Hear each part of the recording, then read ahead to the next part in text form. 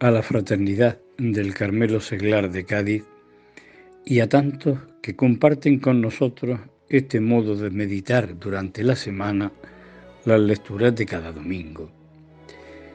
El mensaje del Papa Francisco para esta Cuaresma 2021, con su acento en las tres virtudes teologales, fe, esperanza y caridad, me ha hecho recordar que éstas tienen también un reflejo en los tiempos litúrgicos y ayudan a comprender en su conjunto cada uno de ellos.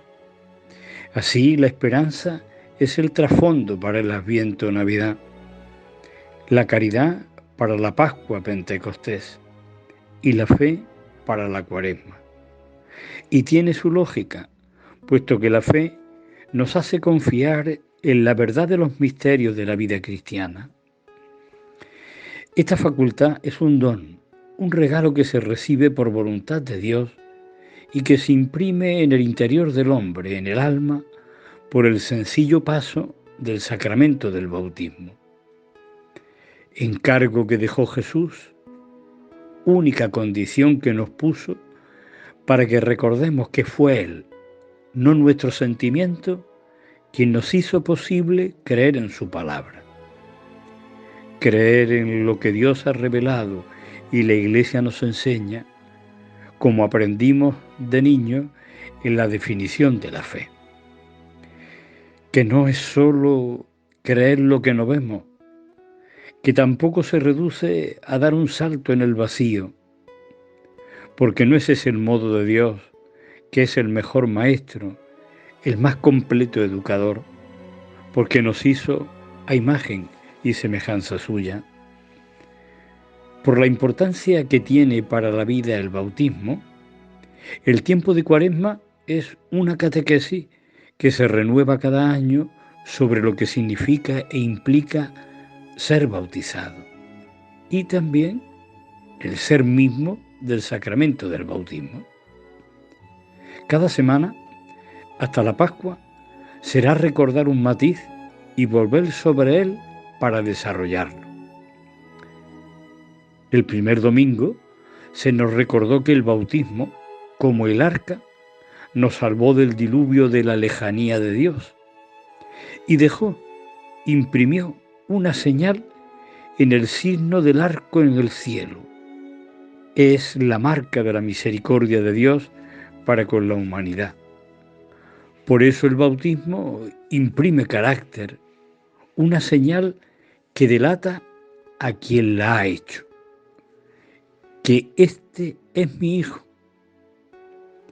Ese sello será recuerdo para Dios y orgullo para cada uno de nosotros.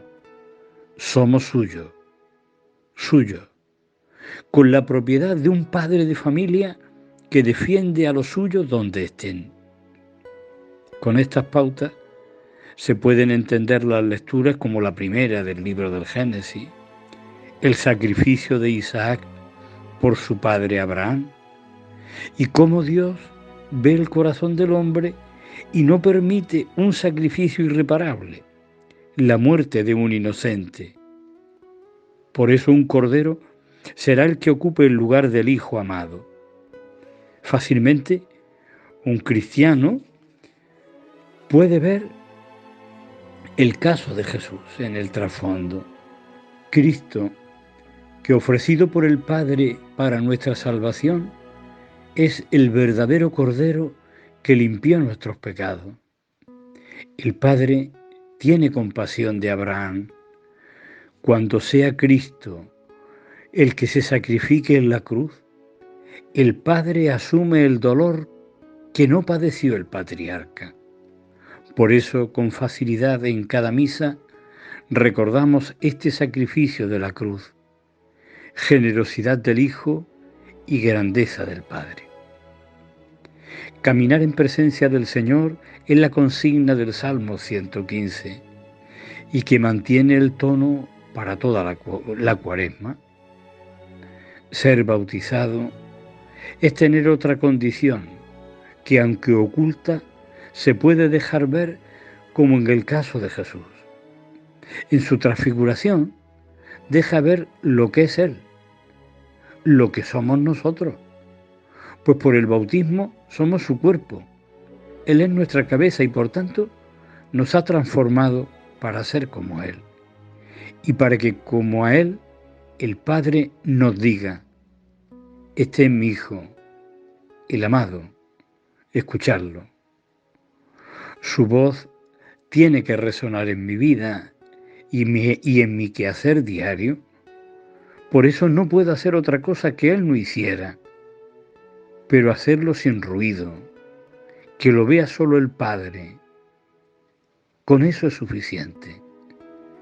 De ahí se puede entender el detalle que recoge San Marcos en su Evangelio, lo que los entendidos denominan el secreto mesiánico, o con otras palabras, la discreción de Jesús cuando interviene o descubre su ser más íntimo.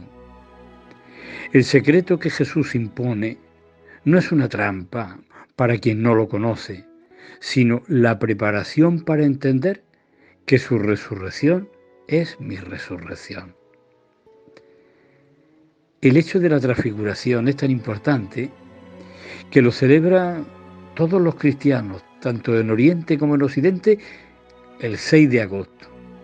Y por esa razón movió al Papa San Juan Pablo II a ampliar, a completar el rosario de la Virgen con los misterios luminosos, para que así al rezar el rosario, en el cuarto misterio siempre tuviéramos presente la transfiguración de Jesús, mi propia transfiguración.